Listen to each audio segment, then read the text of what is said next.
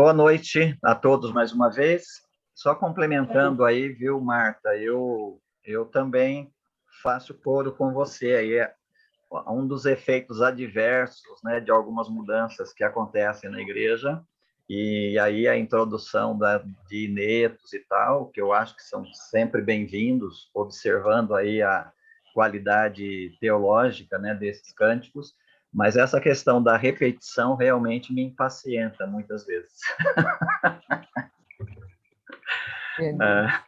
Às vezes parece um mantra, né? Fica repetindo a frase e eu me sinto assim muito infantilizado, né? Quando eu participo assim de ficar repetindo a mesma frase muitas vezes, eu me sinto muito infantilizado. Eu acho que é um jeito aí de infantilizar a gente, né? Mas é efeito adverso aí ao meu ver, até de progresso, né?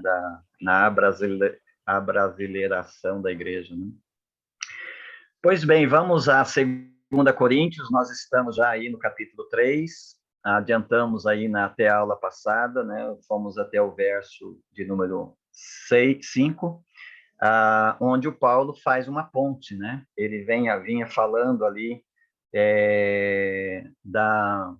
das acusações dos coríntios em função de uma mudança de plano que ele precisou fazer, e ele faz ali a sua defesa, né,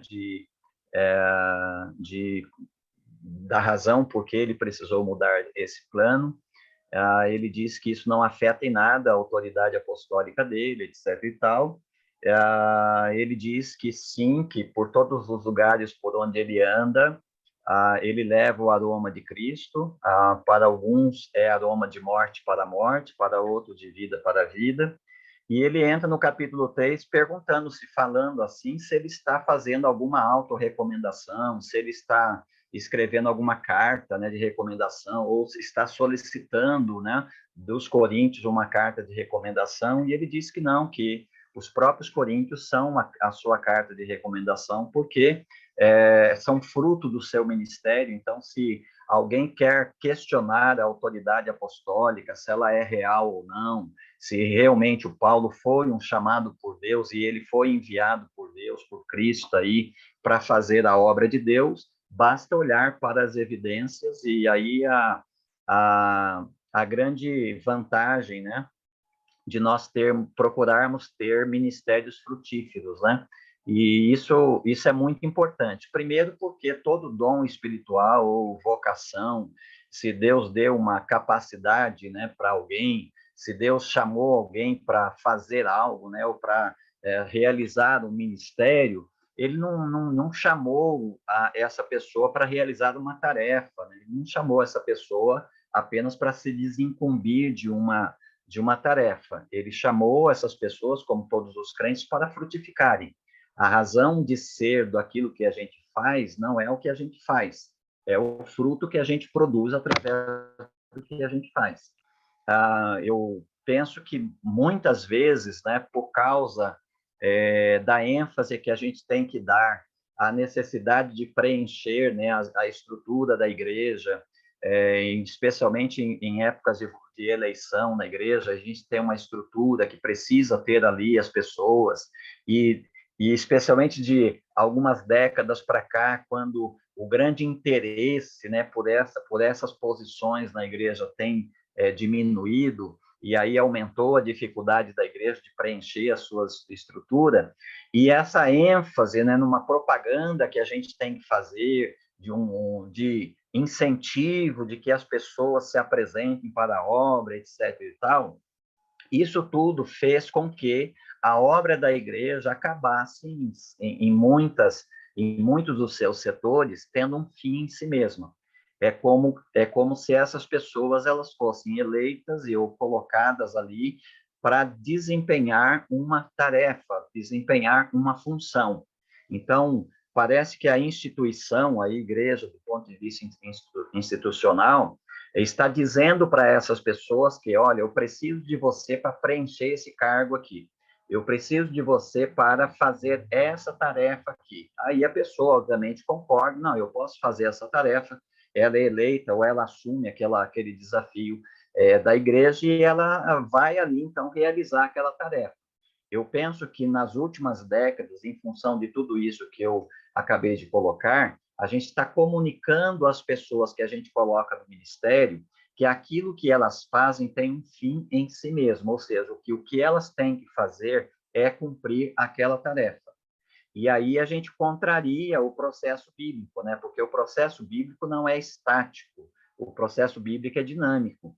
Então, tem uma produção aí, tem uma movimentação, mas que não é uma movimentação sem deslocamento, é uma movimentação que se desloca. O cristianismo, a fé cristã, desde a sua nascente, sempre foi uma questão de movimento, nunca foi estático, né? Quando ele se tornou estático, lá por ocasião do Edito de Milão, em 313, quando não se perseguiu mais a igreja, e depois com a conversão de Constantino em 325, e consolidado aí em 395 com o novo imperador, que adotou o cristianismo como religião oficial do Estado, a partir dali, o cristianismo perdeu a sua característica de movimento, se tornou estático e apodreceu, até que se tornou um movimento, outra vez, com o movimento da Reforma Protestante. Então, eu penso que um dos grandes problemas que a igreja tem tido hoje é que ela tem se tornado estática, ela tem se tornado institucional, exageradamente institucional. Ela tem indicado pessoas, eleito pessoas, chamado pessoas para desenvolver tarefas. E essas pessoas, então, começam a realizar as tarefas. Enquanto elas estão ali dando conta das tarefas, parece que está tudo bem. A gente não tem uma perspectiva se aquela área ali está crescendo, se ela está crescendo pessoas, se está acolhendo pessoas, se ela está frutificando. A gente não cobra fruto, a gente cobra a tarefa realizada. Então, a gente vai, desta forma, transformando a igreja, que deveria ser um movimento constante, porque ela é viva, porque ela é vida, o Espírito de Deus está nela, ela é templo do Espírito Santo, e o Espírito Santo, ou mesmo Deus, né, no Antigo e no Novo Testamento, Deus é sempre um estar aí em ação, Deus nunca foi estático, o nome Jeová, ou Yahvé, lá de Êxodo 3,14, já traz esse negócio, né, porque vem do verbo ser, mas não é um verbo ser no sentido estático, no sentido de que mas no sentido de estar sendo, não que Deus esteja sendo Deus, mas um estar sendo em termos de que é um Deus que está sempre em movimento, que está sempre em ação, ele está sempre em ação redentora, ele está sempre em ação salvadora, ele está sempre salvando, então ele está sempre em ação. A igreja, que é, então, casa de Deus, a igreja, que é, então, templo de Deus, ela não pode perder essa característica de um Deus que age, de um Deus que está em movimento, de um Deus que está em ação. O que evidencia esta ação são os frutos. Né? A igreja frutifica, e isso vai dando a ela esse entendimento de que nós estamos nos deslocando, nós estamos fazendo as tarefas, nós estamos cumprindo aqui os nossos dons, a nossa vocação, mas veja os frutos aí, a gente está andando, a gente até 5 anos atrás nós estávamos aqui no ponto A e veja como nós nos deslocamos e chegamos hoje no ponto B. Agora nós estamos divisando com o ponto C para daqui 5 anos. E veja como nós estamos nos deslocando agora do ponto B para o ponto C. Então, a igreja sempre precisa ter essa perspectiva de que ela é um movimento, de que ela está em movimento, ela é viva porque Deus é vivo e está nela, está agindo nela. E ela não pode simplesmente se acomodar a essa coisa institucional de que basta que cada um esteja ali ocupando o seu cargo dentro da estrutura e cada uma dessas pessoas esteja cumprindo a sua tarefa, que está tudo certo, a gente está andando. Não está, não necessariamente. A gente pode ter aí toda a estrutura da igreja funcionando, a gente pode ter aí gente, né, em todas as áreas da estrutura da igreja, e a igreja estar patinando, a igreja não estar saindo do lugar, ela tem lá os seus movimentos, mas não está se deslocando para canto nenhum. O que o Paulo coloca aqui no seu argumento é interessante, porque vamos supor que o Paulo não tivesse fruto do seu trabalho. Seria difícil ele combater a acusação desses líderes ali da igreja de Corinto. Esse pessoal está dizendo, olha, Paulo, a gente a gente não acredita que você de fato é um apóstolo. A gente não acredita que realmente Jesus te vocacionou para o apostolado. Seria difícil se ele dissesse assim, olha, eu tenho as minhas prisões, eu tenho as minhas pregações, mas se ele não tivesse fruto, seria muito difícil ele argumentar com relação a esse pessoal. Então, aqui, eu acho que o que fica para nós é o seguinte, seja qual for nosso dom espiritual, seja qual for nosso ministério, seja qual for a nossa vocação, ela nunca é no nível de cumprir uma tarefa, mas sempre será no nível e terá como propósito a produção de fruto. Esse é o grande argumento do Paulo, que ele cala, né, os seus acusadores, porque ele diz aqui, a própria igreja de Corinto, né, é a minha carta. Se vocês desconfiam da minha autoridade apostólica, então expliquem aí a igreja de Corinto.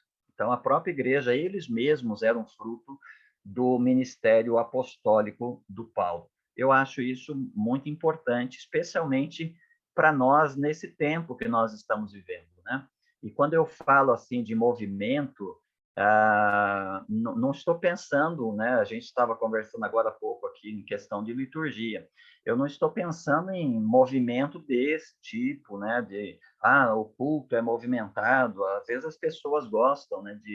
De atribuir o estar vivo com o modo como essa igreja celebra, como essa igreja desenvolve ali a sua liturgia. Mas você pode pegar uma igreja aí que tem uma liturgia mais movimentada, mais coreográfica, e ela pode estar tão institucionalizada quanto uma igreja que tem lá uma liturgia de natureza mais tradicional. Então, essa questão não, não é o que define, né, se uma igreja está se movimentando de fato ou não. O importante, né, é ela olhar para si, né? Eu acho que cada igreja deveria fazer uma autoavaliação, pelo menos de 5 em 5 anos, né? Porque 5 em 5 anos ela corre o risco, mais do que isso, ela corre o risco de se acomodar, de se institucionalizar em extremo, e aí ela ir perdendo seu vigor espiritual. E aí, para você trabalhar uma igreja que perdeu seu vigor espiritual e trazer ela de volta para aquela dimensão de Atos 1:8, é bastante difícil, né? A luta é bastante grande e o desafio é bem maior. Bom, o Paulo faz no verso 6 uma ponte, né? Ele vai dizer aí para nós que, depois de dizer, né, que não que nós sejamos capazes de pensar alguma coisa como se viesse de nós mesmos, mas a nossa capacidade vem de Deus, ele vai agora fazer uma ponte no verso 6, dizendo o seguinte: foi ele quem também nos capacitou para sermos ministros de uma nova aliança, não da letra, mas do Espírito, porque a letra mata, mas o Espírito dá vida. Aqui, o que ele vai fazer, né? Fazendo essa ponte, essa transição, ele vai falar para nós da antiga aliança, né? Comparada com a nova aliança. E aqui a gente bem poderia pensar, e eu coloco isso no esboço lá que a gente fez, né? Daqui da nossa carta para nos dirigir, a gente bem pode pensar aqui em termos de como é que alguém é convertido, né? E como é que esse alguém convertido cresce espiritualmente, né? Como é que ele se desenvolve uma vez convertido? Como é que ele se desenvolve na sua relação com o Senhor? E aqui o que o Paulo coloca para nós aí, dois lados, né? No verso 6, que ele vai desenvolver a partir do verso 7, mas aqui já fica claro para nós. Ele fala de uma nova aliança, obviamente implicando que há uma antiga aliança, né? A nova aliança ele diz que a antiga aliança, implicada aqui na nova, era uma aliança da letra, né? A nova aliança é a aliança do Espírito. A antiga aliança, a da letra, mata ou matava, mas a do Espírito da vida. Então, ele já colocou aí para nós a antiga e a nova aliança e as suas principais características. Quando ele diz aí que a antiga aliança, por implicação da nova, né, é da letra, ele está falando das tábuas da lei lá dadas por Deus no Sinai, através de Moisés. Então, lá o Moisés recebe a letra da lei, né, os 10 mandamentos escritos em 2 tábuas. E esta letra da lei, diz aí, essa antiga aliança, ela mata. Não é? Em que sentido que ela mata? Porque essa lei, em função da fraqueza humana, que não pode cumpri-la, e nós já vimos isso lá no capítulo 8 de Romanos, em função da fraqueza humana, não da fraqueza da lei, mas da fraqueza humana, a lei se tornou fraca para salvar. Ela se tornou fraca para justificar, mas ela manteve-se forte no condenar. E esse condenar aí por detrás de matar, né? Então, a condenação da lei é a morte, uma vez que o salário do pecado é a morte. O Paulo continua agora dizendo o seguinte, no verso 7. Se o ministério da morte, ele vai fazer a comparação, né? Se o ministério da morte, ou o ministério que traz morte, que traz condenação, que é o ministério da antiga aliança, gravado com letras em pedras, que são os 10 mandamentos, veio em glória, e aqui ele está fazendo alusão lá à experiência do Moisés, não por ocasião das primeiras 2 pedras, né? Lá do capítulo 32, que finalmente o Moisés acabou quebrando quando desceu do monte, em função de que o povo já tinha quebrado a lei antes mesmo de tê-la recebido, mas Deus manda ele subir no monte posteriormente, levando consigo 2 outras tábuas de pedra, e aí Deus reescreve os mandamentos nessa segunda tábua. E é nessa segunda experiência de subir ao monte que, quando Moisés desce, nos é relatado que o rosto dele brilha. Então, o Paulo tem aquilo lá em mente aqui, quando ele escreve. Então, aquilo que era o ministério da morte, porque era um ministério que condena, que foi gravado em letras de pedra, veio em glória, porque o rosto do Moisés brilhava aos olhos dos israelitas, de maneira que os filhos de Israel não podiam fixar os olhos no rosto de Moisés por causa do seu brilho. E aí vem mais uma característica desse ministério da morte, desse ministério da letra, desse ministério que, apesar disso, veio em glória. Aqui a outra característica dele é que ele está se dissipando. Então, os israelitas veem o brilho no rosto de Moisés, mas esse brilho no rosto de Moisés está se dissipando. Como, aí fazendo a comparação, como não será de maior glória o ministério do Espírito? Aí a nova aliança. Se o primeiro, que era a letra, que era gravado em tábuas de pedra, fora de nós, que tinha uma glória, mas que se desvanecia, mas apesar disso, ele era glorioso, quanto mais, diz Paulo, como maior será a glória do ministério do Espírito. Ele diz, porque se o ministério que traz a condenação, veja, ele está colocando lá, né? O ministério a antiga aliança implicada na nova, é um ministério da letra, por ser letra, é um ministério que mata. Esse ministério que mata é o ministério da morte. Esse ministério da morte foi gravado em pedras. Esse ministério da morte, ele se dissipa. Esse ministério da morte traz condenação. Então, veja que ele está usando apenas sinônimos aí para se referir à mesma aliança.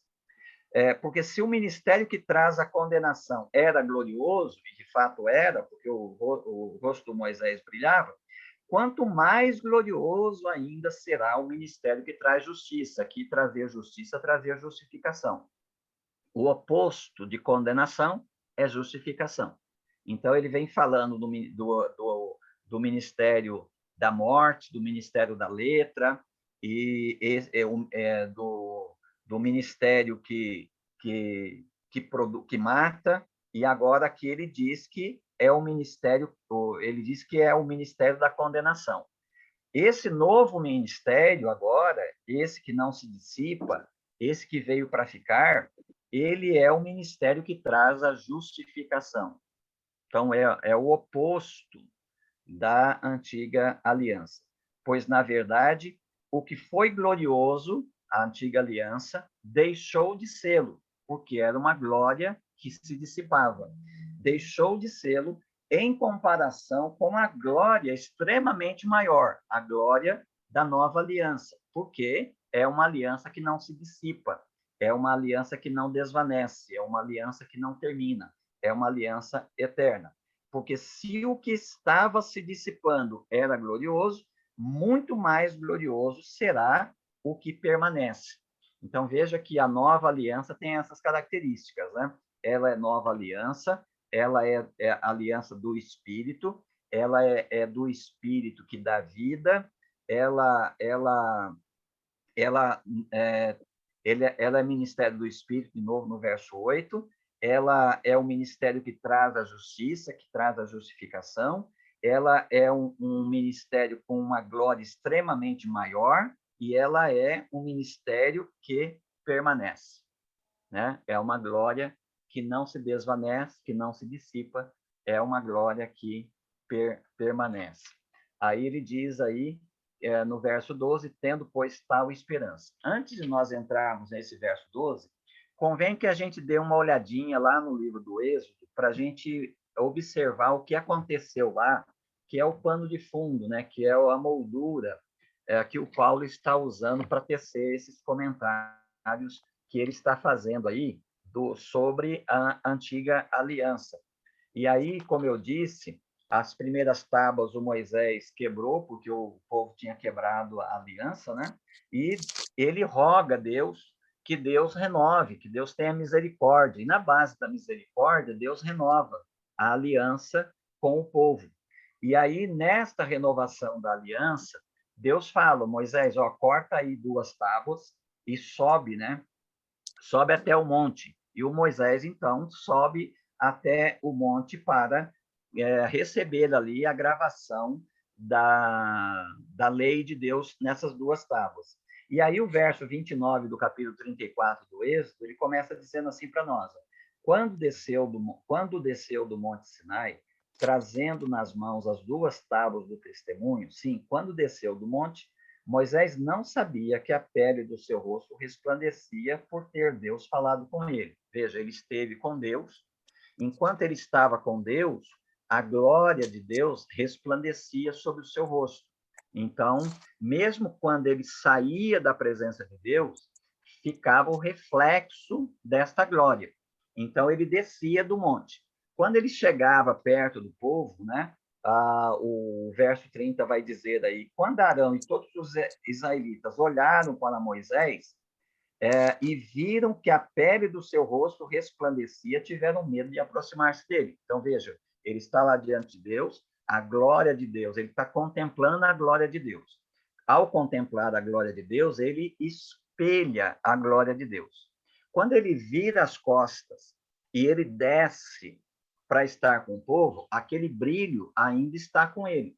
Quando ele chega lá embaixo e Arão e os sacerdotes ali e os israelitas olham para ele, eles ainda veem essa glória, está desvanecendo, mas ainda essa glória está no rosto de Moisés. Então, Moisés os chamou, e Arão e todos os líderes da comunidade foram até ele, e Moisés falou com eles. Depois chegaram também todos os israelitas, e ele lhes comunicou tudo o que o Senhor lhe dissera no Monte Sinai. Assim que acabou de falar com eles, Moisés cobriu o rosto com um véu.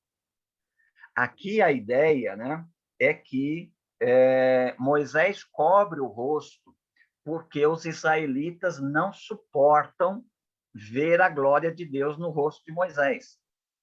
Parece ser essa a interpretação, mas a interpretação que o Paulo dá é diferente, né? Ele diz aí no verso 34, mas quando ia à presença do Senhor para falar com ele, Moisés tirava o véu até sair. Quando saía, dizia aos israelitas o que lhe havia sido ordenado. Assim, os israelitas viam o rosto de Moisés com a pele resplandecente e ele recolocava o véu sobre o rosto até entrar outra vez para falar com Deus. A ideia parece ser, numa leitura aqui do Antigo Testamento, de que o Moisés cobria o rosto porque os israelitas tinham medo de olhar para a glória de Deus resplandecente no rosto de Moisés. Mas a interpretação que o Paulo faz, né, é a seguinte, de que o Moisés ele cobre o rosto quando está na presença dos israelitas, porque essa glória é uma glória desvanecente. Veja que é uma glória que ela depende de uma ligação com Deus. É uma glória que não é própria do Moisés, não está em Moisés. É uma glória que é um reflexo da glória de Deus enquanto ele está contemplando o rosto de Deus. Quando ele vira as costas, ainda há um reflexo, né? Esse brilho ainda permanece com ele, mas é um brilho que quanto mais distante de Deus, esse brilho vai perdendo a sua força. E ele cobre exatamente por isso, para que os israelitas, uma vez que viram a glória de Deus na face dele, não a vissem desvanecer. Então, essa é a razão porque o Moisés cobria o rosto. Então, vamos voltar lá para 2 Coríntios. Então, Paulo diz para eles, explica para eles, que a razão por que o Moisés cobriu o rosto é por causa da característica dessa glória. Não era uma glória permanente. Por que não era permanente? Porque Deus não vinha para permanecer. Veja que o Moisés tem que se deslocar até um lugar para se encontrar com Deus, né? Segundo, enquanto ele está contemplando a face de Deus, a glória de Deus reflete nele, mas não habita nele. Veja que essa é a grande fraqueza da antiga aliança. É uma glória que vem, mas que não fica. É uma glória que faz brilhar, mas o seu brilho não permanece, porque o brilho da glória não está nela. O brilho da glória está em Deus. Então, se Deus se manifesta, se Deus está presente, a glória está presente. Se Deus se ausenta, a glória se desvanece, a glória se ausenta. Então, o Moisés, ele só pode contemplar a glória de Deus se deslocando para o lugar onde Deus está. E essa glória dele só permanece nele enquanto ele está lá. Quando ele se distancia de lá, a glória se desvanece. O Paulo, então, vai continuar dizendo para nós o seguinte, no verso 12 aí que eu acabei de citar, né? Tendo, pois, tal esperança, valemo-nos de muita confiança no falar.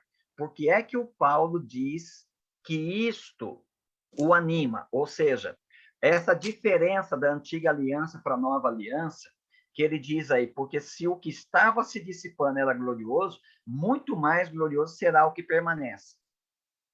Isso, diz o Paulo, é o que traz esperança para ele. E essa esperança de uma glória que não se desvanece dá a ele muito mais confiança no falar. Ele não precisa cobrir o rosto. Ele não precisa encobrir a glória de Deus. Ele não precisa colocar um véu ao falar com os coríntios, porque ele não tem uma glória que se desvanece. Porque a glória que habita o Paulo é uma glória que o habita. Não é de uma divindade localizada que ele precisa ir até lá para se encontrar com ela, e a glória que ela comunica não é uma glória que depende de ele estar lá. Quando ele se desloca, essa glória permanece com ele. Por quê? Porque essa glória é uma glória que permanece, é uma glória que o habita. Então, ele está descrevendo aqui o que é ser o crente, né? O que é ser o crente? O crente é um habitado por Deus.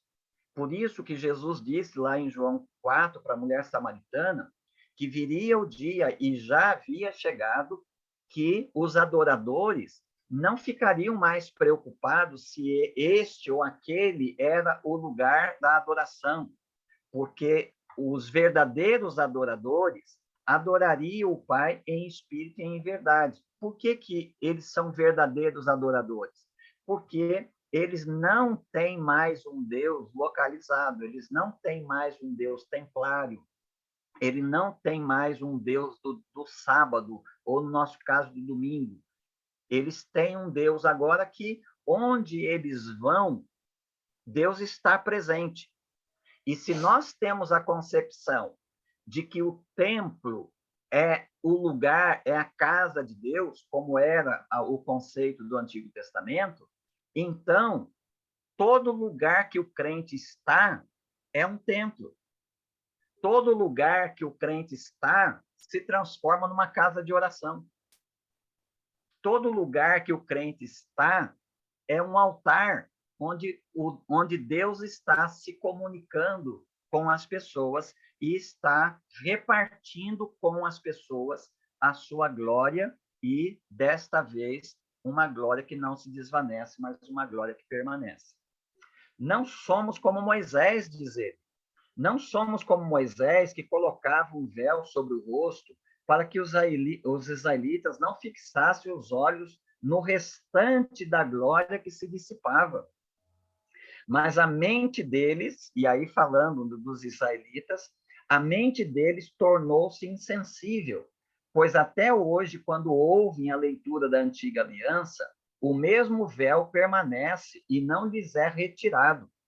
Veja que, enquanto as pessoas estão querendo uma salvação pelas obras da lei, enquanto as pessoas estão olhando para a lei com uma ideia de que eu posso cumpri-la e, em cumprindo-a, eu sou salvo, eu sou aceito por Deus, permanece o mesmo véu, ou seja, eles não entendiam o que estava acontecendo com Moisés, e eles continuam não entendendo quando eles leem Moisés todos os sábados nas suas sinagogas.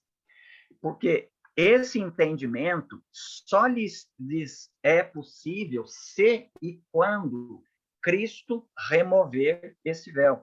Este véu só é removido pela chegada da nova aliança, né? Pela chegada dessa aliança que é gloriosa. Verso 15, sim, até hoje, sempre que Moisés é lido, há um véu sobre o coração deles. Eles não conseguem entender da lei de Moisés mais do que a letra. Eles não conseguem ver o propósito da lei, o espírito da lei, como Jesus viu e ensinou no Sermão da Montanha. Eles não conseguem ver que a lei não foi dada para conduzir ninguém à salvação.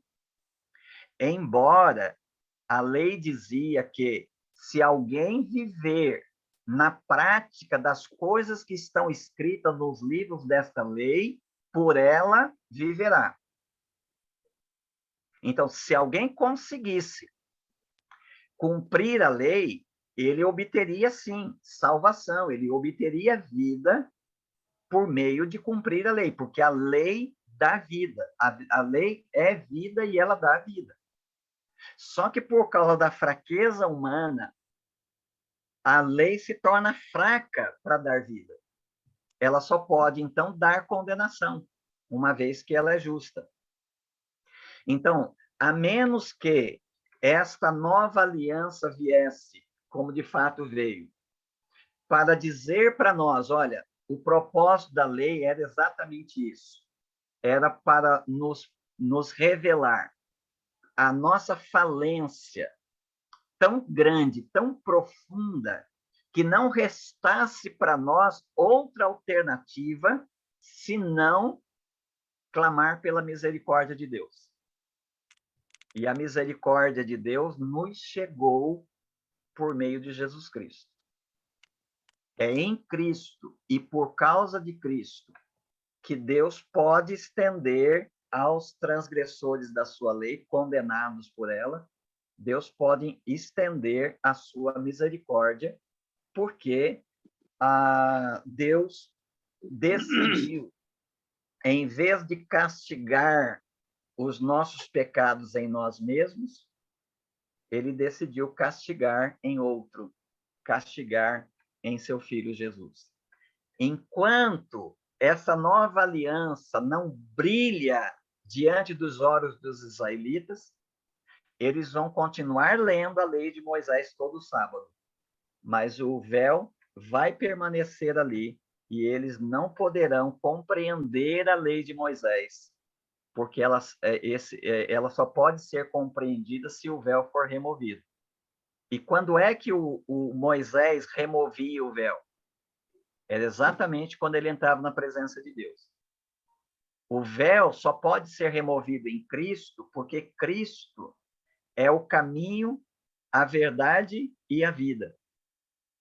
De modo que, por ele, todos têm acesso a Deus. Todos têm acesso à presença de Deus. Mas eles preferem continuar, ou preferem inconscientemente, né? Eles preferem ficar com o véu.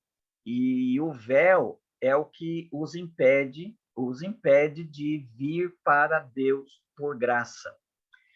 O Paulo, no capítulo 10, lá de Romanos, ele disse, né, que os israelitas, seus compatriotas, eram pessoas boas, eram pessoas religiosas, dedicadas. Mas qual era o problema deles? Eles não buscavam a justiça que vem por meio da fé, mas eles buscavam a justiça que eles mesmos podiam produzir por meio do cumprimento da lei. Enquanto isso acontecia, eles estavam cegos. Eles teriam que chegar ao ponto de entender que o fim ou a finalidade da lei é Cristo. Toda lei leva, e aí o Paulo usa essa linguagem aos Gálatas, chamando de aio, que a lei foi um aio, ou um pedagogo, um instrutor, um educador, que nos conduziu para Cristo. A lei nos aponta, num primeiro momento, o desespero de causa no qual nós estamos. Mas, ao mesmo tempo, ela aponta para aquele que cumpriu a lei em nosso lugar, não apenas do ponto de vista ativo, no sentido de ter cumprido a lei, mas também no ponto de vista passivo, quando, sendo justo, ele se entregou ao Pai para receber sobre si a condenação que não era dele, a condenação que era de outros. Quando há esse entendimento, quando se entende que a finalidade da lei era Cristo, então acontece a justificação para todos aqueles que creem. Romanos 10:4, né? Porque o fim da lei é Cristo para a justificação de todos aqueles que têm fé em Jesus. Verso 16, contudo, veja, contudo, quando um deles se converte ao Senhor, o véu é retirado. Veja, não precisa mais de véu. O véu é removido, por quê? Porque a gente agora tem um caminho para Deus que não é mediado pela lei. O caminho que nos leva para Deus é o próprio Deus, na pessoa do seu Filho, Jesus de Nazaré. Então, ele diz aí, contudo, quando um deles se converte, ao Senhor, o véu é retirado. O Senhor é o Espírito. E onde está o Espírito do Senhor, aí há liberdade. Basicamente, o que Jesus disse para a mulher samaritana lá em João, capítulo 4. Mas todos nós, e aí o Paulo está falando de nós convertidos. Ele estava falando dos judeus, né? Agora ele está falando para os membros da igreja de Corinto, e entre os quais ele mesmo se inclui. O que acontece com o crente, né?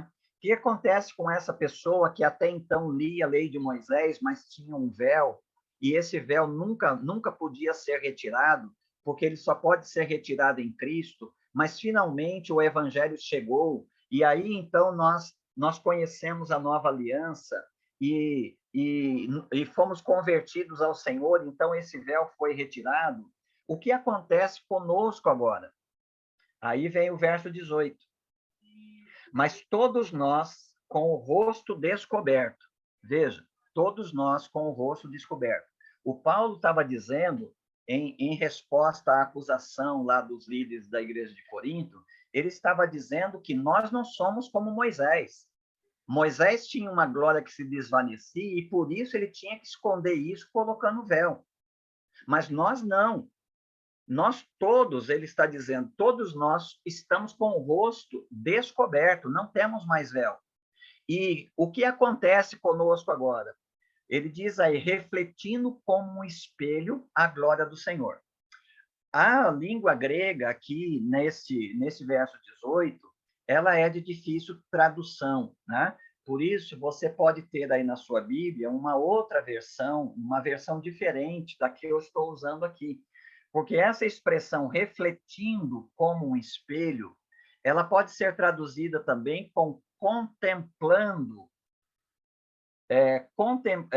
mas todos nós, com o rosto descoberto, contemplamos como um espelho a glória do Senhor. As duas são possíveis, mas as duas são carregadas de uma interpretação de quem traduz o texto. Aqui, quem verteu aqui a minha versão, né, a minha Bíblia, ele entende o seguinte, todos nós com o rosto descoberto, refletindo como um espelho a glória do Senhor, somos transformados de glória em glória. Ele está, então, dizendo que hoje nós não estamos mais com o véu, nós estamos com o rosto descoberto, e com o rosto descoberto nós refletimos como um espelho a glória do Senhor. É aquilo que eu disse lá que estava acontecendo com Moisés. Eu contemplo a glória do Senhor, a glória do Senhor reflete sobre o meu rosto, e o meu rosto, então, reflete esta glória. Então, por onde é que eu vá, diferente da glória de Moisés, essa glória permanece comigo. Então, eu ando por aí com o rosto descoberto, não preciso cobrir, porque o tempo todo esta glória está sendo refletida no meu rosto, indicando que eu estou sempre na presença da glória de Deus, da glória do Senhor. Então, somos transformados de glória em glória na mesma imagem. O Paulo diz, segundo esta minha versão, aí eu estou seguindo a interpretação de quem verteu a minha tradução aqui, o Paulo entende que à medida que nós andamos por aí com o rosto descoberto e nós refletimos a glória do Senhor, ou seja, as pessoas podem ver a glória do Senhor em nós e essa glória não se desvanece, ela permanece, ele diz que é assim que nós somos transformados. Nós, habitados pela glória de Deus, nossa vida, e aí a expressão do rosto é a vida, né? A nossa vida reflete a glória de Deus uns para com os outros. E nós vamos contemplando a Deus na face uns dos outros.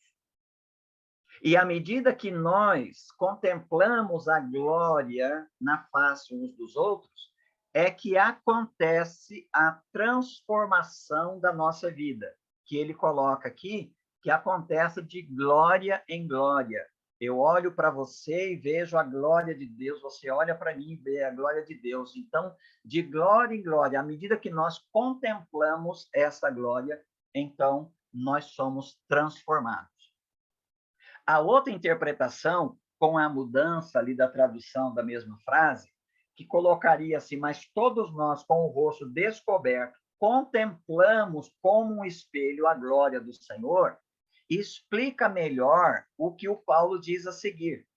Porque nós somos transformados de glória em glória na mesma imagem, significando que, à medida que, como acontecia com Moisés lá no monte, à medida que nós continuamente contemplamos a glória do Senhor, nós olhamos para a glória do Senhor, à medida que nós, então, contemplamos a glória do Senhor, nós vamos sendo transformados. Ou seja, não apenas, como aconteceu com Moisés, o nosso rosto vai brilhando, mas a nossa vida vai sendo transformada.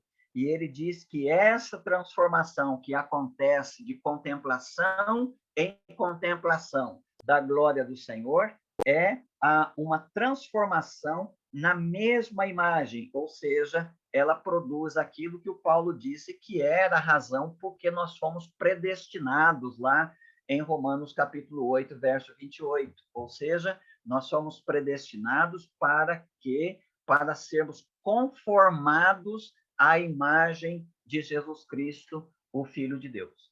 Então, essa contemplação continuada, ela então produz a transformação na mesma imagem, a imagem de Cristo, que vem do Espírito do Senhor, ou seja, vem pelo ministério do Espírito, né? Voltando à linguagem que ele usou lá, o ministério da letra e o ministério do Espírito, que caracteriza a nova aliança.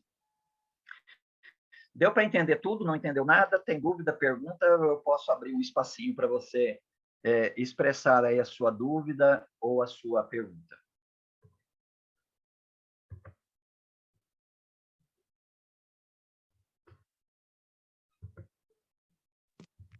Ô, pastor, boa noite. Sim. Boa noite, irmão Valmir. Eu perdi aqui um pouquinho a explicação. Quando o senhor cita lá o Êxodo, né, quando Moisés vai falar com Deus, ele coloca o véu, eu perdi um pouquinho a explicação. Eu gostaria que o senhor voltasse rapidinho, porque Paulo comparou, né, que quando ele não precisa mais do véu. Eu gostaria que o senhor explicasse um pouquinho, que eu perdi essa explicação. Tá. Lá no Êxodo, né, no capítulo 34 do Êxodo, o Moisés ele sobe, né, no monte, e enquanto ele está lá, né, e a glória de Deus é a manifestação dessa presença divina, enquanto ele está lá, a glória de Deus é refletida no rosto dele. Esse reflexo da glória de Deus permanece enquanto ele permanece lá, né, contemplando Deus e a glória de Deus. Só que ele tem que descer, e Deus, naquele momento, é um Deus localizado. Deus só está lá no alto do monte. O povo está aqui embaixo. Então, o Moisés tem que descer. À medida que ele vira as costas para Deus e ele se distancia de Deus, ele já não tem a alimentação mais dessa glória. Então, a glória começa a se desvanecer. Mas quando ele chega lá embaixo, os israelitas ainda veem esse reflexo da glória de Deus no rosto dele. Só que é uma glória que está se desvanecendo. Por isso, Moisés coloca o véu. Ele não coloca o véu porque os israelitas têm medo de contemplar a glória de Deus na face dele. Ele coloca o véu porque é uma glória que se desvanece. É uma glória que não traz esperança, né? Porque ela acaba. Então, o Moisés coloca o véu para que os israelitas não vissem o desvanecimento dessa glória, e quando ele voltava para a presença de Deus, ele removia o véu, né? E depois ele voltava a colocar quando voltava para se encontrar com o povo. O Paulo está dizendo que a glória da nova aliança, o ministério do Espírito que dá vida, não é como o ministério de Moisés. Porque agora, na nova aliança, a glória de Deus vem para habitar. Ela não está mais no monte, ela não está mais no templo, ela não está mais em algum lugar para onde eu deva ir.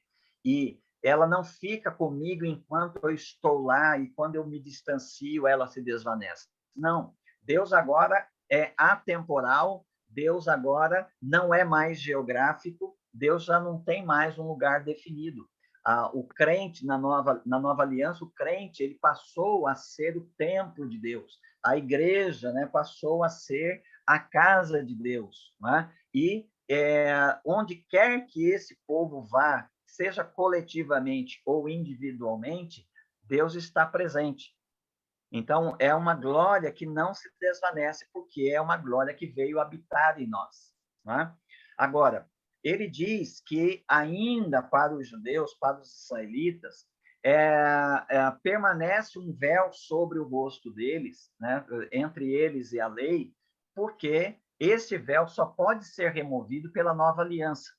E a nova aliança, que é a aliança do Espírito, é a aliança do Espírito que dá vida, é a aliança que traz justificação ao invés de condenação, essa nova aliança, ela acaba sendo o cumprimento da antiga aliança. Citando Romanos 10:4, porque o fim da lei é Cristo para a justificação de todo aquele que crê. Uma vez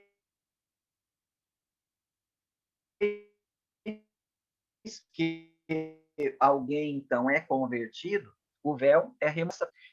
Ela está na presença de Deus, constante e continuamente.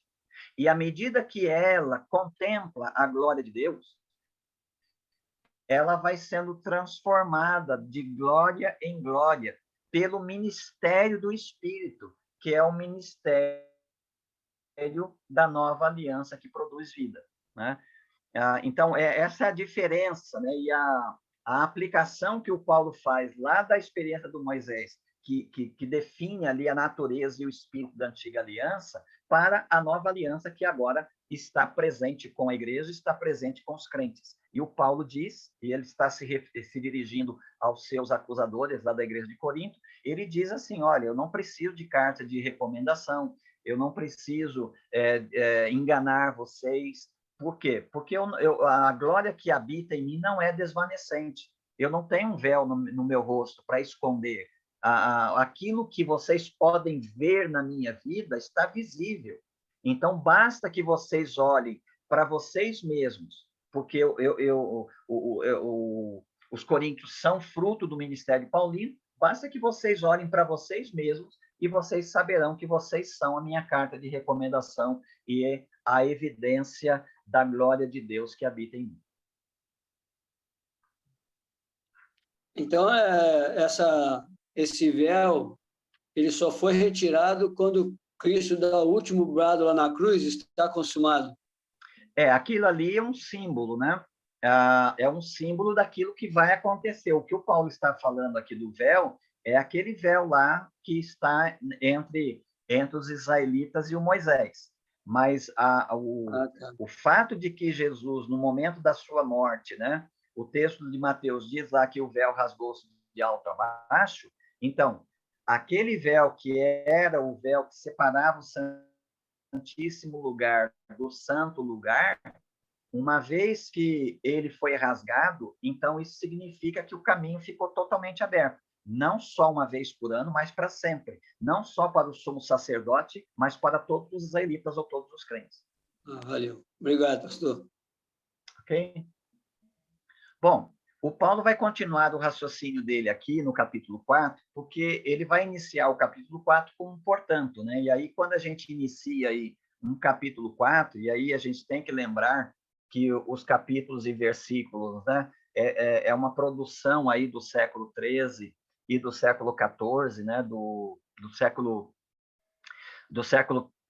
XIV e XV, né? Da nossa época. Quando nós olhamos aí, puxa, vamos iniciar o capítulo 4, a gente não pode entender com isso que aqui estamos começando um novo assunto ou que estamos iniciando um novo raciocínio. Não, aqui o Paulo está concluindo, ele usa um portanto aí, né? Ninguém inicia um assunto com um portanto. Um portanto é uma conclusão ou em outras palavras, nós diríamos assim, ó, Dado isso, né, ó, em função disso, então aí segue uma aplicação ou segue a construção de um novo raciocínio.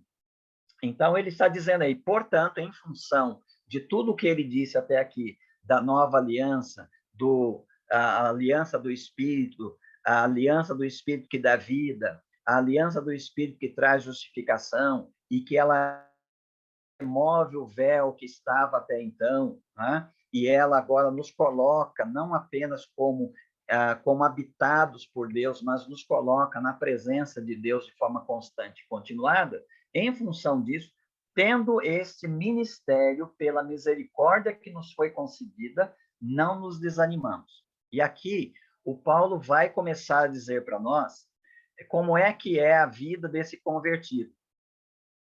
Porque quando ele disse no verso 18 do capítulo 3, né, que a vida cristã agora é uma vida sem véu, é uma vida de contemplação da glória de Deus, pode parecer para alguns leitores que é uma vida mágica, né? É uma vida de deitar na rede, ficar tomando água de coco e ficar contemplando a tal glória de Deus.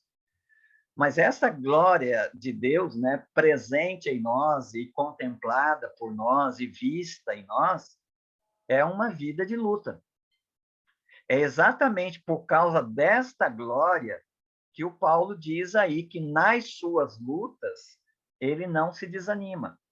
Ou ele está falando aí da realidade de todos os crentes, né? Nós todos que estamos com o rosto descoberto, que agora contemplamos o Senhor e estamos crescendo de contemplação em contemplação, nós não nos desanimamos diante das lutas que a gente enfrenta na vida. E qual é a primeira coisa que o Paulo diz aí que pode trazer desânimo para os crentes? Qual é uma das coisas, né, que pode produzir desânimo na vida dos crentes? Ele diz aí, pelo contrário, rejeitamos as coisas ocultas que são vergonhosas, não procedendo com astúcia, nem distorcendo a palavra de Deus, mas pela proclamação pública da verdade, recomendamo-nos à consciência de todos os homens diante de Deus. Então, uma das coisas que pode desanimar, ou pode ser até um ciclo vicioso, né? O desânimo pode levar a um relaxamento e o relaxamento pode levar a um desânimo.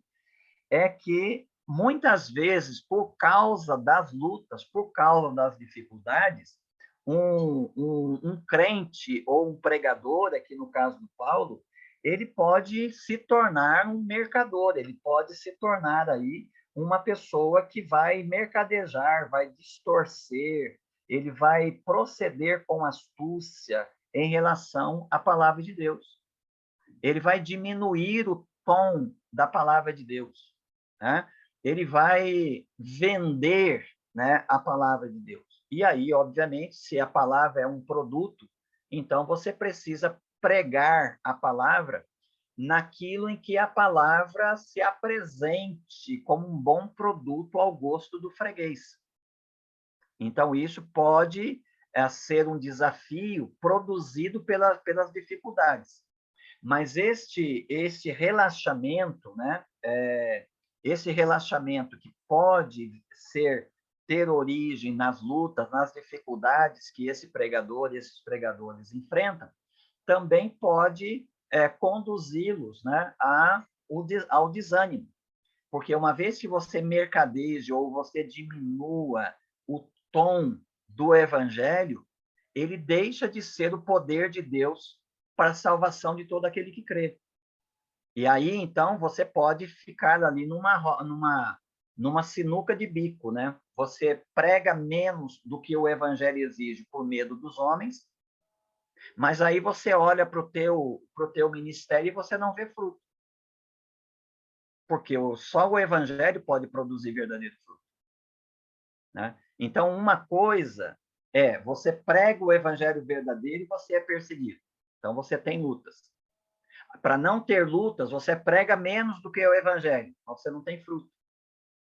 Então, esse é a primeira coisa que o Paulo indica aí que pode ser trazer desânimo para os crentes. Seria, hoje em dia, uma questão de adocicar o evangelho, Sim, com medo que a pessoa se sim, escandalize, aí você vai só sim, jogando... sim. Não É fala a isso. verdade nua e crua direto. Sim. E ainda mais nos nossos dias, viu, Denilson? Nossos dias têm sido mais difíceis ainda para a pregação do evangelho, porque o povo, de um modo geral, assim, o povo não gosta de ouvir correção, não gosta de ouvir nada que contrarie, né? E hoje, com a facilidade que se tem, né, de ter uma igreja em cada esquina e uma igreja para todos os gostos, você prega um evangelho na sua igreja ali, não agrada, a gente vai procurar outra. É lei de mercado, né? Então, hoje, quando a gente tem um evangelho influenciado pelo capitalismo, que só é a igreja reconhecida por Deus, ou o poder de Deus está ali, ou a aprovação de Deus está ali. Uma igreja que se torna grande ou mega, hoje a febre é a mega igreja. Então, para produzir isso, você tem que baixar o nível, você tem que pregar menos, você não pode pregar coisa que espanta pessoas. E aí você mercadeja o evangelho. Só que, em contrapartida, você tem uma grande igreja. E aí, à luz da sociedade, você tem renome, você tem influência, até denominacionalmente, as pessoas de igrejas grandes têm muito mais espaços aí de falas e de funções, de prestígio, do que pastores de igrejas pequenas, especialmente de periferia, de interiores aí, né, dos recantos do país. Então, quando isso, para uma determinada pessoa, é muito importante, ele também começa a buscar isso, né? Eu quero buscar o crescimento da minha igreja. Aí já não é mais buscar um crescimento por amor ao reino, por amor ao evangelho, já é buscar um crescimento, porque quanto maior for a minha igreja, mais status social eu tenho, né? Mais influência política eclesiástica eu tenho, mais influência denominacional eu tenho. Então, fica meio capitalista esse negócio. E dentro da igreja mesmo, né, até mesmo dentro da igreja, se você prega um evangelho que não agrada as pessoas, elas procuram da esquina lá, que tem igreja para todos os gostos aí, né? Então, hoje é bem difícil, é uma linha muito tênue, né, entre nessa questão de você pregar aí realmente o que Deus manda você pregar e, ao mesmo tempo, você ter que ser agradável, né, com todas as pessoas. A segunda questão, né, que o Paulo coloca aí, que pode desanimar, e aí eu estou pensando em todos os crentes, mas especialmente, né, aqueles que testemunham de Jesus, aqueles que pregam o evangelho, que procuram, né, trazer pessoas para Jesus, ele coloca aí no verso 3. Ele diz aí, ó, se o nosso evangelho está encoberto, é para os que estão perecendo que está encoberto, entre os quais o Deus desse século cegou a mente dos incrédulos para que não vejam a luz do evangelho da glória de Cristo, qual é a imagem de Deus. Uma das grandes dificuldades, né, da pregação do evangelho é que a gente tem, né, embora o diabo foi vencido na cruz, ele ainda tem, né, permissão para ser muito ativo no mundo, né? Então, a pregação do evangelho hoje, você pode comparar ao véu que está colocado nos olhos, no rosto lá dos israelitas, que não conseguem compreender o espírito da lei de Moisés, né? Hoje você prega o evangelho e as pessoas não entendem. Às vezes, uma pessoa, para chegar a uma conversão, às vezes ela está ouvindo o evangelho há mais de anos, né? Daí eu ficar um pouco assim, meio que com o pé atrás com os pregadores, né, que às vezes muito voltados para números, né, pregam sermões, fazem apelos, às vezes não para o arrependimento e a fé em Cristo, né? Faz um apelo bem frágil, né? Do tipo, aceita Jesus,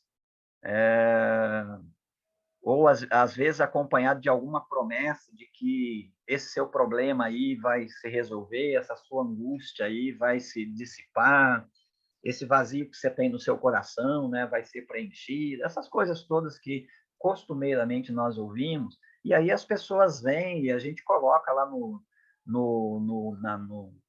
no relatório, olha, tantas pessoas se decidiram, tantas pessoas assim, tantas pessoas assado, mas eu fico meio que sob suspeita com relação a essas coisas, porque isso para mim é muito artificial. A conversão de uma pessoa é dura, é difícil. O Pedro disse lá, né, falando do juízo aproximado de Deus, ele diz que é difícil uma pessoa se converter. É muito difícil. E eu acho que a gente precisava levar a sério essa questão, né? Que a gente não tem conversões assim às pencas, né? Não tem conversões de, com grandes números, ou mesmo que a gente tenha esse tipo, né, de igreja, tem esse tipo de pregador que faz apelos e as pessoas vão ali na frente, essas pessoas que vão ali supostamente aceitando Jesus, essa igreja precisaria ter um ministério de discipulado, né? Ela precisaria ter ali uma legião de discipuladores que tomassem essas pessoas ali naquela decisão que elas tomaram, não considerando-as já, né? Porque tem pregadores que chama pessoas à frente e elas vieram à frente, ele já diz que a pessoa nasceu de novo, que já é nova criatura, que agora você é filho de Deus. Eu não vejo autoridade nenhuma em nós para dizer qualquer coisa desse tipo. Eu acho que a pessoa vai à frente, atendendo um apelo desse, ela vai dizendo, oh, eu quero saber mais sobre isso aí, eu quero te ouvir mais, eu quero mais explicação, eu tenho interesse por isso aí. E aí, se você tem na sua igreja, né, uma equipe aí bem consolidada de discipuladores, como a PIB da Penha tinha, né, eu fiz parte dos conselheiros da Igreja da Penha, né, antes de ir plantar a primeira Igreja Batista de Cubica, eu fazia parte dos conselheiros, né? E o que era? O pastor Orivaldo, e depois também o pastor Hélio, eles pregavam, e quando eles faziam um apelo, ia muita gente lá na frente. Mas a igreja tinha uma equipe de conselheiros.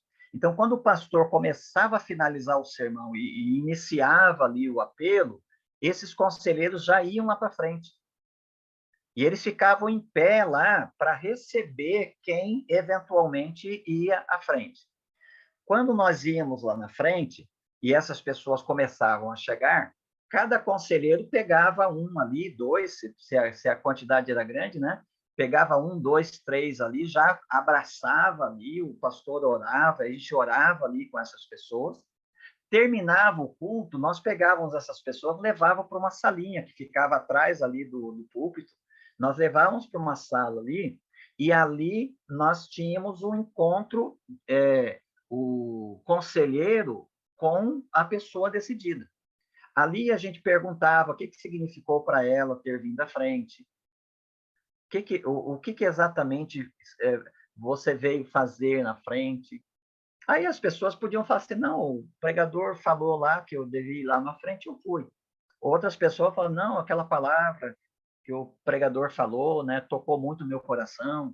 Outras diziam assim, não, realmente, quando eu estava participando do culto, eu sentia assim Deus me chamando, eu fui. Então, assim, várias respostas. A gente anotava as respostas e, dependendo das respostas, a gente agora assumia um compromisso discipulador com essas pessoas. Então, eu não sei, depois, eu acho que isso se perdeu, mas a gente tinha a ficha, né, dos novos decididos, e cada novo decidido tinha um discipulador, que às vezes ia visitá-lo. Quando ele chegava à igreja, né, esse discipulador ia apresentar ele para as outras pessoas da igreja, e enturmando ele, né, para ele se sentir aceito e acolhido. Quando essa pessoa chegava, nem todos, obviamente, chegavam ao batismo, mas quando essa pessoa chegava ao batismo, ela já estava integrada. Ela não era integrada depois do batismo. Ela já tinha alguém que discipulava ela já estava conhecendo várias pessoas da igreja, e ela era batizada, já se sentia parte da igreja. Eu acho que, se uma igreja tem um pregador que faz apelo e esse apelo é atendido tal por pessoas que vêm ao culto, eu acho que essa igreja teria que ter uma equipe consolidada de discipuladores para poder fazer isso. Agora, se faz isso e não tem o processo de discipulado, a gente coloca essas pessoas lá na classe de preparação de batismo, e aí depois elas são batizadas e são jogadas no meio da igreja, a possibilidade de você ter uma porta de frente, né, escancarada, que vem bastante gente, mas uma porta do fundo também maior do que a de entrada, é enorme. Você ganha e perde, né? Vira mais ou menos uma igreja assim de estrada, né? Que as pessoas vêm, passam por ela e vão embora, vêm, passam por ela e vão embora, né? E com a multidão de pescadores de aquário que nós temos nos nossos dias, isso a gente acaba, assim, com isso, alimentando a membresia de outras igrejas ao invés de alimentar a nossa. Ok? Mas essa é uma grande dificuldade que a gente tem aí nos dias de hoje. Pastor, eu gostaria de falar um pouquinho. Sim, irmão Ezequiel. Então, o Brasil era assim também. Nós tínhamos uma equipe de conselheiros que ia fazer visita àquelas fichinhas que a gente corria atrás, né? Mas isso aí foi nos idos de 80, até 80, 90 depois. Foi mudando um pouco, né?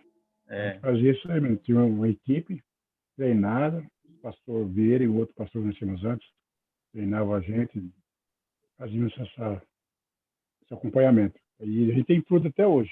Não estamos na nossa igreja, tem na nossa igreja, mas também em outras igrejas que foram desse período aí. Tudo com a formação de outras igrejas, né? Acho que é isso aí que está faltando atualmente. Sim. Okay? Obrigado. Que isso aí também é aquilo que eu estava falando agora há pouco, né? Da gente saber que tudo que a gente faz não tem um fim em si mesmo, né? O que a gente faz é para produzir fruto. Se não produz fruto, alguma coisa está errada. Então, a pregação e aquelas pessoas que vêm à frente ali são candidatos a fruto. Não são fruto ainda, mas são candidatos. Se a gente vai ali trabalhar com elas, muitas daquelas pessoas podem vir a se tornar fruto e podem vir a se tornar, como Ezequiel acabou de lembrar aí, vir a se tornar gente que cria raiz na igreja, cria raiz no discipulado e vão fazer com outras pessoas o que foi feito com elas, que é a razão de ser do discipulado. Pastor, sim. Eu não sei aí na região de vocês, mas aqui, na nossa região, aqui eu não vejo mais conversão. Eu vejo assim, umas pessoas saem de uma igreja, vai para outra, aí chega lá, ela não se deu bem lá, ela procura uma outra, mas assim, conversão, sinceramente, para dizer que eu não vi, tem uns 3 meses que eu vi 2 conversões, genuinamente conversão, mas assim, tal assim, um movimento, né? Eu não concordo com a pregação do senhor, aí tem um pastor ali que tem uma pregação que me satisfaz, eu vou para ali. Aí também, mesmo. Quando dá um apertozinho, e aí eu vazo fora. Eu não sei se aí é assim. Não, é Brasil. Aliás, não é Brasil, né? O mundo está assim, né? Hoje, muitas igrejas estão assim, acumulando, na verdade. Elas não estão crescendo, mas estão acumulando membros de outras igrejas. Às vezes são igrejas que têm um programa, né, muito bacana, ela tem ali, né, alguns recursos, né, que outras igrejas menores não têm. Além disso, né, às vezes uma igreja grande, você fica mais anônimo, numa igreja pequena você é mais exposto, você é mais visível. Então, qualquer coisa que acontece numa igreja pequena, todo mundo fica sabendo. Numa igreja grande, você preserva um pouquinho desse seu anonimato, né? Então, muitas pessoas hoje, eu conversei até com um primo da Damares ontem, que ele era batista e tal, e ele se decepcionou com a igreja, e com o irmão da igreja, na verdade, e ele não quer saber mais de igreja, não quer saber mais de ser membro de igreja, e que agora ele está frequentando a Universal, né? E a razão por que ele frequenta a Universal é que lá ele não é membro, ele vai quando ele quiser, ele entra, participa do culto, sai, ninguém fala com ele não fala com ninguém também e tal. Então, veja que hoje nós temos assim muitas pessoas pensando nesse ser igreja dessa forma, né? E essas igrejas, muitas vezes, elas estão enchendo de gente dessas igrejas pequenas, essas igrejas mais periféricas, elas estão se enchendo de carta de transferência. Isso aquelas, falando de igreja batista, aquelas que estão ainda pedindo carta de transferência, que tem igreja que nem pedindo carta de transferência, estão fazendo mais. O membro, do jeito que chega, já é automático. É aceito direto, não tem mais, né? Tem Agora é batista... por Pix. Agora tem igreja batista que nem assembleia tem, né? Então, as coisas estão mudando. Agora nem carta mais, é WhatsApp. Não tem... nem carta, se o WhatsApp, né? Se... Ok. Então, um dos problemas aí que pode desanimar, né, uma igreja, ou os crentes aí, ou os que testemunham de Jesus, é esse fato, né, de que o diabo está ativo, né, no mundo, e ele ainda está mantendo aí o véu, né, a cegueira na mente, né, das pessoas. E o Paulo diz que o evangelho ele permanece encoberto, assim como a espiritualidade da lei permanecia encoberta aos israelitas, né, ao contemplarem o véu no rosto de Moisés. O evangelho ele permanece encoberto, mas ele permanece encoberto para os que estão perecendo. Ou seja, aqueles que não ainda o véu não foi removido, eles estão perecendo até que esse véu seja removido, mas por enquanto o Deus desse século está mantendo eles encobertos em relação ao Evangelho, entre os quais o Deus desse século cegou a mente dos incrédulos. E o que é o Evangelho, né? Veja, voltando à questão do brilho da glória, né? O que é o Evangelho? E o Paulo define aí para nós, né? Que o Evangelho é a luz da glória de Cristo. O Evangelho é a luz da glória de Cristo. Então, aquilo que você vê lá no Antigo Testamento, né, a glória do Senhor, ou no hebraico, né, Kavod e Yavé, aquilo ali é uma cristofania, é uma manifestação do Cristo pré-encarnado. Porque veja que aqui ele está dizendo que o evangelho é a luz da glória, ou seja, é aquela glória lá, só que é a glória de Cristo. E Cristo é a imagem de Deus, ou seja, Cristo é o próprio Deus. Uma vez que o evangelho permanece encoberto, porque o Deus desse século cega o entendimento dos incrédulos, essa luz não brilha. E se essa luz não brilhar, não tem conversão. O Paulo, então, diz aí, mais uma vez, que ele faz uma defesa, né, do seu ministério, dizendo que, pois não pregamos a nós mesmos, mas a Jesus Cristo, porque é a glória de Deus. A Jesus Cristo, o Senhor, e a nós mesmos como vossos servos por causa de Jesus. E aí, no verso 6, o Paulo une o que ele colocou lá no verso 4.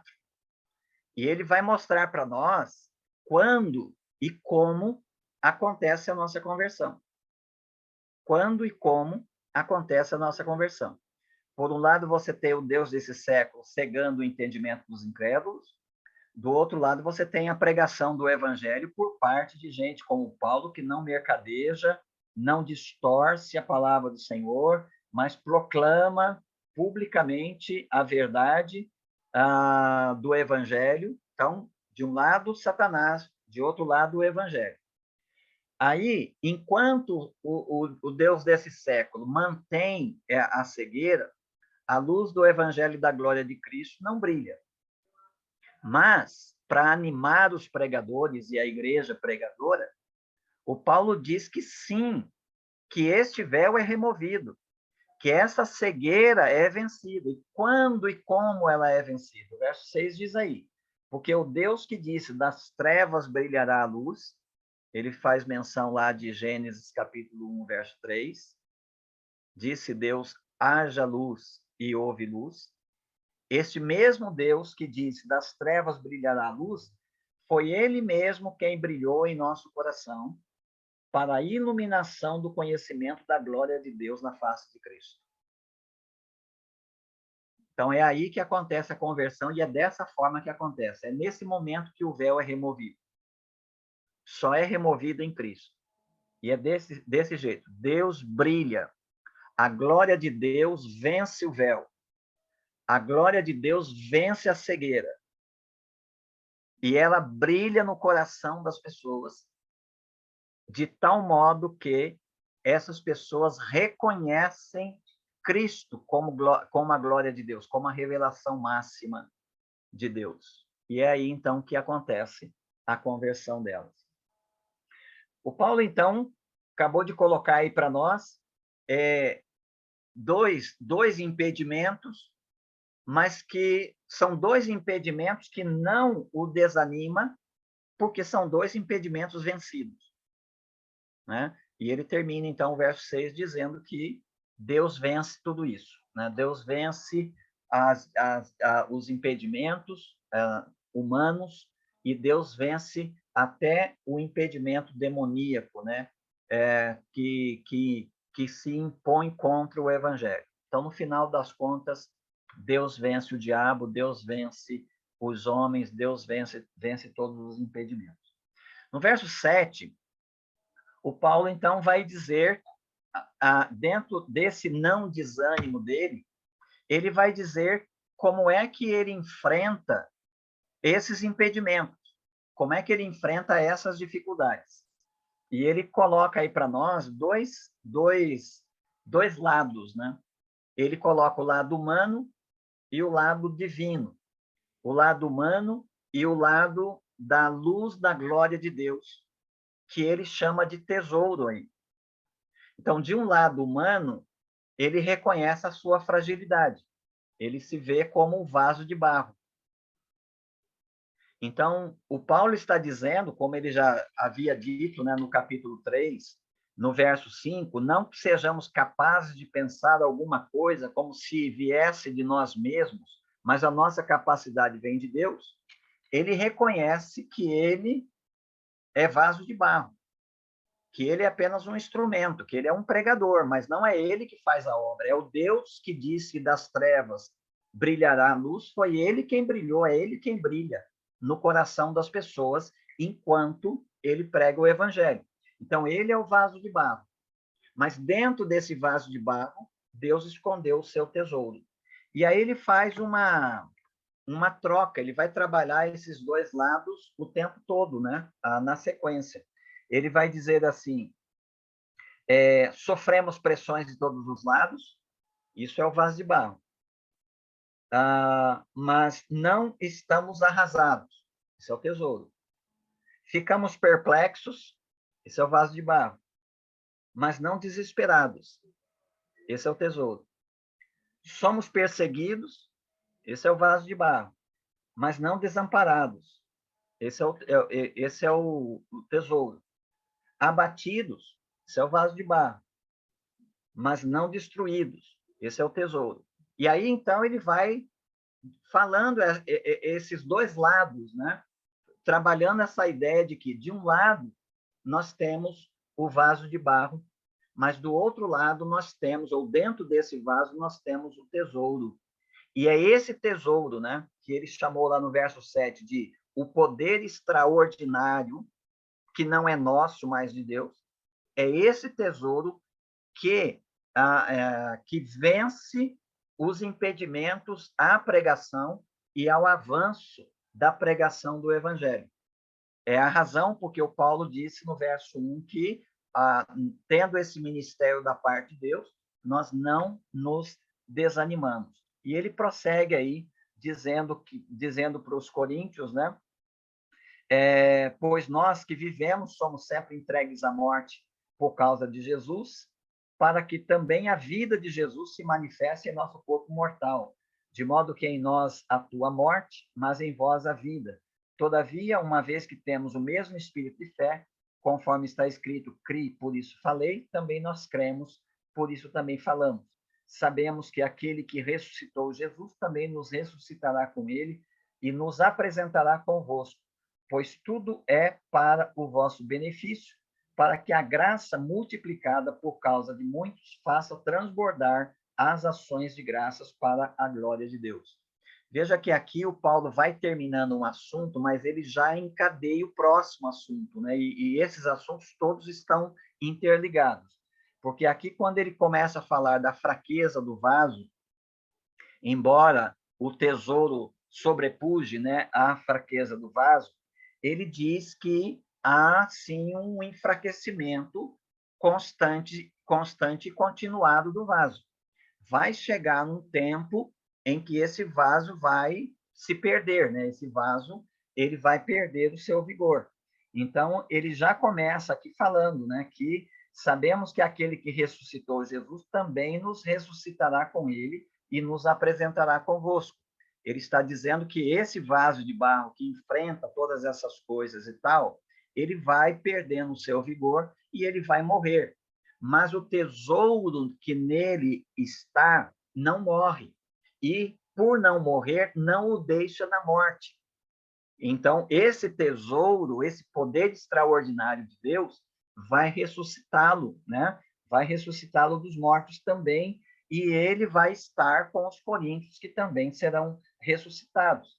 Pois tudo é para o vosso benefício, para que a graça multiplicada por causa de muitos faça transbordar as ações de graças para a glória de Deus. Novamente, o Paulo vai usar quase que a mesma expressão do verso 1. Ele vai repetir aí, por isso não nos desanimamos.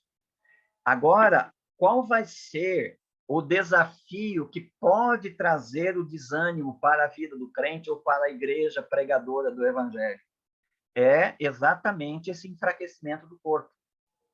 Ele diz aí, por isso não nos desanimamos, ainda que o nosso exterior, o nosso corpo, né, o vaso de barro, esteja se desgastando, o nosso interior, o tesouro, está sendo renovado todos os dias. O poder extraordinário de Deus nunca será vencido pela fraqueza do vaso. Pois nossa tribulação, leve e passageira, e ele considera assim a luz da glória, e ele colocou isso lá em Romanos 8:17, né? Ele considera a tribulação leve e passageira a luz da glória que em nós há de ser revelada. Então, comparativamente, por mais dura e sofrida que seja a tribulação, ela é leve e passageira. Essa tribulação leve e passageira produz para nós uma glória incomparável de valor eterno. E por que produz uma glória incomparável de valor eterno? Por causa da ressurreição que ele mencionou, mas também por causa do novo corpo, né, que ele vai começar a desenvolver aqui agora. Pois nossa leve e momentânea tribulação produz para nós uma glória incomparável de valor eterno, pois não fixamos o olhar nas coisas visíveis, a questão do corpo, mas naquelas que não se veem, o tesouro.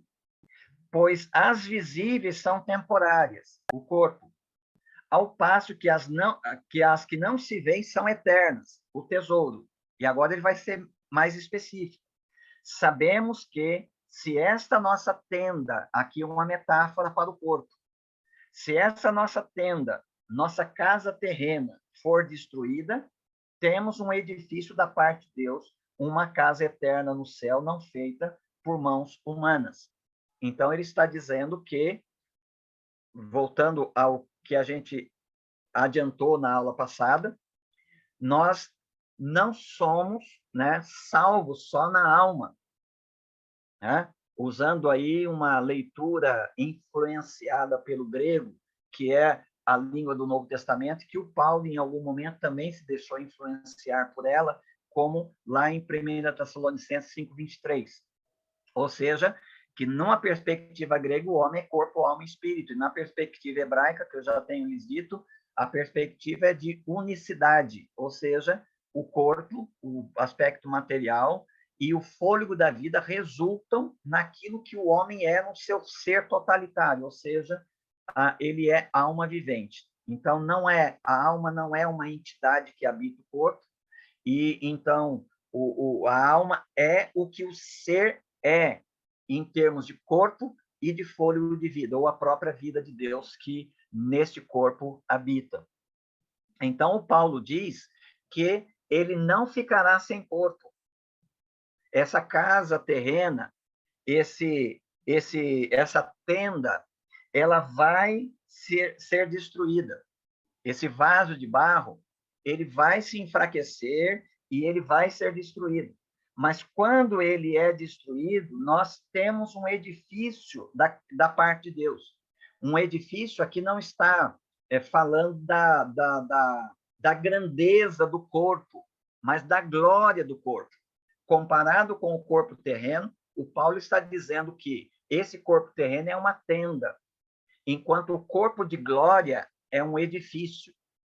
E esse edifício, ele é feito, ele é um edifício da parte de Deus, uma casa eterna no céu, não feita por mãos humanas. Eu não posso, não consigo, não tenho recurso suficiente para explicar isso, mas o que o Paulo deixa entender aqui é que ou a gente tem uma dificuldade com essa leitura do ponto de vista da eternidade, porque nós estamos na Terra, e aqui na Terra nós temos um tempo qualificado por passado, presente e futuro. Então, quando a gente olha o nosso tempo, a gente tem que dizer passado, presente e futuro. Então, eu morri hoje, tá? Meu corpo desceu para a sepultura, mas eu vou para o céu, e eu tenho que aguardar. Eu estou raciocinando à luz do nosso tempo. Eu tenho que aguardar. Eu tenho que aguardar até a ressurreição dos mortos, para que então o meu corpo sepultado hoje, ele se reúna comigo de novo, com o meu ser, né, lá na frente.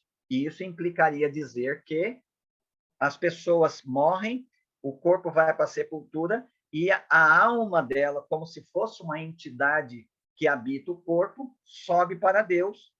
Então, essas pessoas seriam, durante algum tempo, uma espécie de fantasmas, né? E que aguardariam nesta condição até a ressurreição do corpo, quando a alma se uniria ao corpo novamente. Acho difícil pensar isso, né? E temos todas as dificuldades do mundo para entender isso aqui, mas o Paulo parece dizer que quando essa tenda é destruída, ou seja, quando essa tenda desce à sepultura, ele já é revestido desse edifício. Então, ao meu ver, esse tempo de nossa existência no céu, entre nossa morte terrena e a ressurreição que ocorrerá por ocasião da segunda vinda de Cristo, nesse intervalo, nós temos um corpo provisório. A nossa própria condição durante esse tempo também é provisória. Porque, veja, nós só teremos o céu e o inferno de modo definitivo depois do julgamento final. É o julgamento final que dará, então, a condenação eterna, a condenação definitiva, ou a vida eterna, ou a vida definitiva.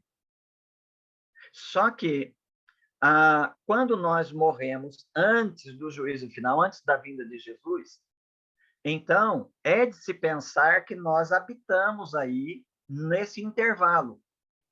E esse intervalo é um intervalo em que aqueles que são destinados ao céu já vivem de modo provisório as delícias celestiais.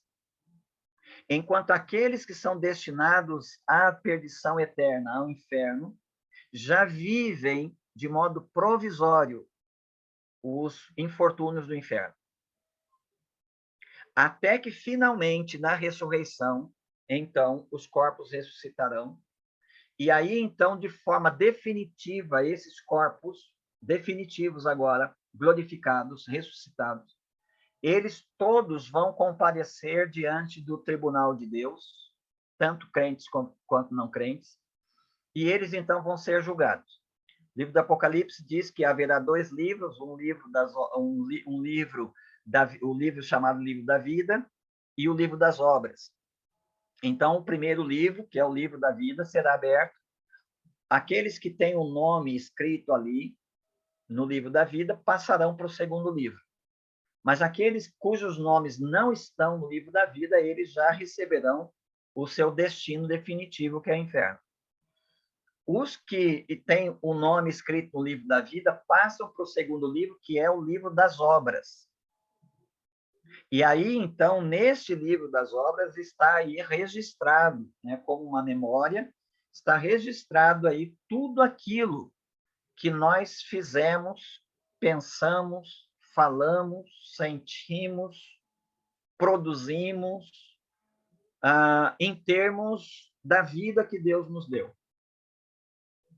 Esse julgamento do segundo livro não é condenatório, mas ele terá, talvez, uma função de revelar para nós o quanto nós merecíamos estar no inferno. E exaltar a graça, única razão porque nós estaremos no céu. E isso resultará num canto eterno que glorificará a graça de Deus. Graça que hoje, por mais que nós a conheçamos, ela não é totalmente compreendida na sua profundidade. Mas lá nas visões desse segundo livro, nós ganharemos um entendimento profundo do que significou a graça. E esta vai ser a motivação dos louvores eternos que entoaremos ao Senhor por toda a eternidade. Então, não levem isso de forma dogmática, porque eu não tenho precisão suficiente para afirmar isso. Mas aqui a minha interpretação é que, assim como nós teremos uma vida provisória, depois da nossa morte, antes do juízo final, nós também teremos um corpo provisório, porque eu não consigo conceber, e aí eu tenho influência do Antigo Testamento, porque milito bastante na área do Antigo Testamento, eu não consigo conceber uma alma que habita, como uma entidade que habita o corpo e que depois sai do corpo e sobe sem corpo. Para mim, alma sem corpo é fantasma, da mesma forma que corpo sem alma é defunto. Então, Deus não nos deixaria sem um corpo durante todo esse período de intervalo, esse período provisório, em que nós já estaremos desfrutando das delícias celestiais. Sim? Aqui, perdoa a minha ignorância, a pergunta que eu fazia aqui. Então, o que nós somos? Uma alma vivente? Da perspectiva hebraica, sim. Mas a alma em si é a pessoa, uma parte de Deus dentro da gente? Então, esse é o problema. Nós somos muito influenciados pela perspectiva grega, né? Então, é difícil para a gente pensar que a alma seja, né, o ser unitário, né, o ser único que o homem é, né? Então, a gente tem mais facilidade, por causa da influência grega, de pensar que a alma é uma entidade que habita o corpo, que pode sair dela, e etc. Mas a gente, de uma perspectiva hebraica, né, e aí a gente tem isso lá em Gênesis 2:8, nessa perspectiva, o homem ele é a alma vivente, sendo a soma do corpo, a parte material e o fôlego de Deus, ou a vida de Deus que o torna vivo, né? Então, ele se torna uma alma vivente. É óbvio que, por todo o desenvolvimento do Antigo Testamento, a gente vai ter ali esse conceito da alma, do ser unitário,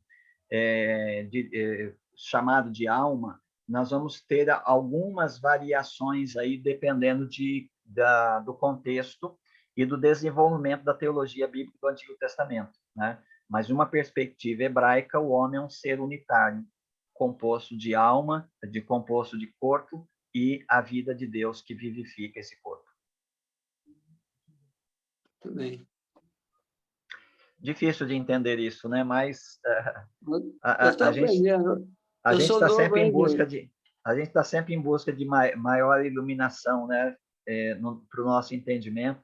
E eu acho que cada vez que a gente bate, que a gente pensa, que a gente reflete, a gente vai forçando o nosso cérebro e Deus vai dando luz e a gente vai entendendo coisas Amém. que até então a gente não entendia. Então, eu Amém. estou tratando de algo com vocês aqui nessa parte do texto, algo que eu não tenho domínio. Aliás, tem muita coisa que eu trato aqui que eu não tenho domínio. Eu tenho uma certa segurança em algumas coisas. Nessa daqui, eu não tenho, assim, uma base precisa para dizer, não, essa é a interpretação correta, é assim que é, não posso dizer isso para você, mas compartilho aqui o meu entendimento, né, que pode passar por processos de mudanças aí quanto a essa interpretação. Mas aí é um pastor, versículo que nos ajuda a consolar. Aquilo que os olhos não viram e jamais subiu ao coração do homem, é isso que o Senhor tem preservado para nós. Sim. Que não sabemos hoje, Uhum. mas haveremos de saber depois. O que nós temos a certeza é que nós não somos ainda o que seremos amanhã. Exatamente. Isso não há mais o que... Exatamente. Mas é muito importante, né, que a gente faça exercícios intelectuais, assim como na área científica, né, na área da ciência moderna, a gente tem lá as pessoas que espremem o cérebro, né, espremem a mente, e eles fazem conclusões assim que a gente vibra depois, que a gente acha extraordinário. Eu acho que dentro da ciência teológica também, que é uma ciência, embora a ciência moderna não a admita como ciência, porque pressupõe, né, o conhecimento, somente o conhecimento empírico, esse conhecimento metafísico, ele também deveria, né, exigir de nós assim que a gente espremesse o nosso cérebro, porque é assim, o cientista cresce, assim, o conhecimento avança, assim, o conhecimento de Deus também avança dentro desse processo. Mas eu penso que todo crente, ele tem prazer em ouvir essas coisas, por mais que ele saiba. Nós sabemos muita coisa do que o Senhor diz. Às vezes é repetitivo, porque nós já sabemos, mas quanto mais nós ouvimos, mais nós queremos saber, mais nós queremos ouvir. É impressionante o negócio. É isso que isso combina com o que a própria Bíblia define a si mesma, né? Que ela é palavra viva, né? Então, algo que é vivo sempre está ativo, sempre está aberto, né? A novas possibilidades, né? Então, mesmo que você pregue aí 3, 4, 5 vezes, né, e você faça todo o seu trabalho direitinho ali de estudar o texto e tal, você vai voltar nele depois e vai ter novas percepções. Ok, gente, eu tenho 3 minutinhos. Não sei se eu paro por aqui e abro para alguma pergunta ou se eu sigo um pouquinho mais. Não, eu vou parar. Vou parar e abro aí, se você tiver alguma participação, alguma contribuição, você pode fazê-la. E aí, na aula seguinte, a gente volta a esse tema, desenvolve aí o capítulo 5, para a gente já entrar no capítulo 6. Ok? Marta, devolvo para você. Tem alguém que queira fazer alguma pergunta para o pastor, queira tirar alguma dúvida mais? Acho que o senhor Valmir, porque ele ia falar e eu entrei no lugar dele com o versículo. Então, a gente, igual a irmã colocou aí, eu acredito que por mais que a gente julgue que sabemos alguma coisa, diante do estudo desse, particularmente, eu assumo que eu não sei nada. Sei que Eu tô nada aprendendo. sei, né? Essa sensação eu estou tendo há 8 anos aqui, mas tudo bem. Mas é um pensamento consolador, Aham. Sim. não Mas é? você, Esther, eu acho consolador do ponto de vista também, né, de que quando você pode dizer eu sei que nada sei, é porque Mas você realmente aprendeu, e quem aprende é quem está aberto ao aprendizado, né? Uma exatamente. pessoa, por exemplo, que está satisfeita com o que ela tem, ela não está aberta ao aprendizado. Então, essa frase aí do Sócrates, né? No auge, né, da sua sabedoria, né? Ele poder dizer só sei que nada sei, indica que ele está sempre aberto a Tem novas margem para possibilidades. crescer. Exatamente. E aí, Mas, pegando carona com a teologia paulina, lá dos capítulos 9 a 11 de Romanos, você chegar ali no auge, né, do raciocínio do Paulo ali, que é extraordinário, mas você percebe que ele mesmo, no auge da revelação bíblica que ele tem, inspiração do Espírito que ele tinha, chegou num ponto que ele bateu no teto, e quando ele bate no teto, o que ele faz? Né? Ele dobra os joelhos e adora. Eu acho que a boa teologia profundidade das riquezas. a boa teologia faz isso, né? Se a teologia não faz o joelho dobrar, não é boa teologia. Uma coisa me consola, pastor. Eu ainda estou em fase de crescimento, nem cabelo ainda tenho.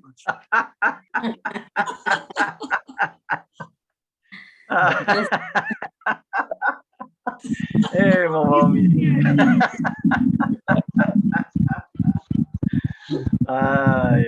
Ô, irmão Valmir, mas aí o irmão não traz uma boa notícia, né, para pessoas mais velhas, como o Cleiton, por exemplo. O Cleiton tem todos os cabelos da cabeça lá, ó. Essas pessoas já envelhecidas, que já nasceu todo o cabelo que tinha que nascer, ó. Não tem essas entradas que eu tenho. Não é? A gente está em fase de crescimento, realmente. O Cleiton, por exemplo, que já chegou lá. Pois é. Já chegou o ponto máximo. Gente, muito bom. Bom, mas acho que nós vamos encerrando por aqui, mas é sempre uma alegria, né? Sempre que a gente... momento bom que a gente passa juntos, né? Aprendendo. Deus o abençoe, pastor Ayrton. Amém. Toda segunda-feira aí conosco, né? Assim, sei que é difícil, que é o dia da sua folga, mas que o Senhor abençoe sua vida cada dia mais e abençoe cada um de nós, né? Que a gente possa ter uma semana de paz, de bênção.